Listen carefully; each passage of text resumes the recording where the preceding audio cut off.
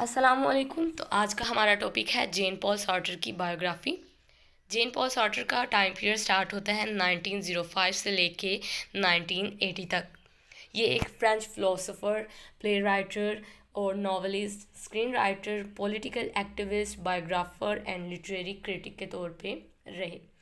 इसके साथ साथ ये एक इम्पोर्टेंट फिगर थे 20th सेंचुरी में, और एज अ एग्जिस्टेंशलिस्ट के तौर पे भी इन्होंने काम किया, क्योंकि इन्होंने थ्योरी दी एग्जिस्टेंशलिज्म की। इसके बाद जो है इनकी बर्थ हुई जून 21 1905 इन पेरिस फ्रांस में, और इनकी डेथ हुई 15 अप्रैल 1980 पेरिस फ्रांस में। इनकी जो फादर हैं वो थे जेन बैप्टिस्ट सॉर्टर, जो कि एक नेवल ऑफिसर थे, और इनकी मदर हैं एनी मैरी, जो कि कज़न थी फेमस थियोलॉजियन एल्बर्ट की। इनके फादर की डेथ होगी जब ये बहुत छोटे थे इन 1906 में, और इसके बाद इन्हें रेस किया इनकी मदर और ग्रैंड पेरेंट्स ने इन पेरिस में। इसके बाद ये मूव कर गए फ्रेंच प्रोविंस की तरफ। अगर हम इनके एजुकेशन के बारे में बात करें तो इन्होंने फ़िलोसफी को स्टडी किया at the Ecole Normale in Paris में।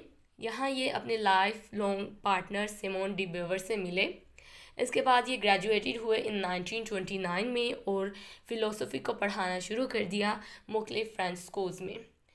अगर हम वर्ल्ड वार टू को देखें तो वर्ल्ड वार टू का एक ख़ास इम्पोर्टेंट रोल है इनकी होल लाइफ में, क्योंकि इन्होंने एज अ फ्रेंच आर्मी के तौर पे सर्व किया वर्ल्ड वार टू में, और कैप्चर्ड कर लिए गए जर्मन्स के ज़रिए से इन 1940 में, और ये जेल में रहे 9 माह तक। उसके बाद ये जेल से स्केप हुए और इन्होंने ज्वाइन कर लिया फ्रेंच रेजिडेंस को।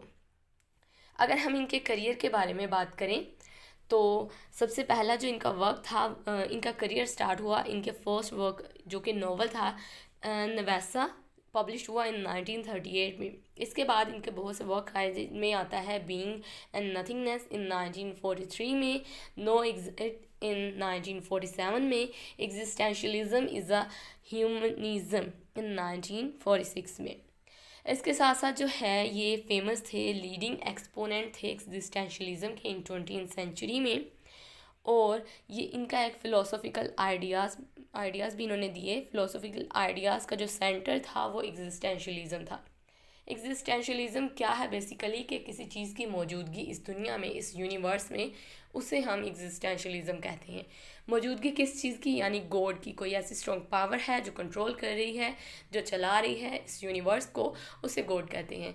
यानी उस टाइम पीरियड में लोगों का मानना था कि गॉड की एग्जिस्टेंस बिल्कुल नहीं है, हर चीज़ जो है वो खुद ब खुद होती जा रही है। अगर गॉड होता तो कोई भी वर्ल्ड वॉर ना होती।